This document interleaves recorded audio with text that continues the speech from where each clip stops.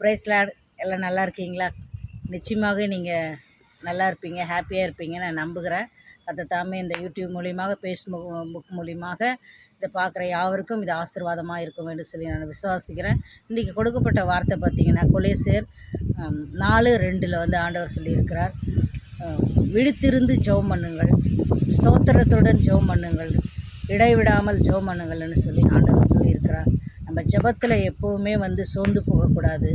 ஒருவேளை ஜெபம் பண்ணி உடனே நடக்கலையே அப்படின்னு சொல்லிட்டு நம்ம ஜெபத்தை விடக்கூடாது.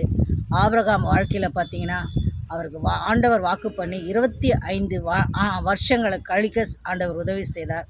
அதுக்கு பிற்பாடு ஆண்டவர் வாழ்க்கையில் அற்புதம் செய்தார்.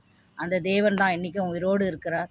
இதை பார்க்குற யூடியூப் மூலியமாக, ஃபேஸ்புக் மூலியமாக பார்க்குற இது அநேக மக்கள் குடும்பத்திலும் ஆபிரகாமுக்கு செய்த அதிசயங்களை உங்கள் வாழ்க்கையில் செய்வாராக. God bless you.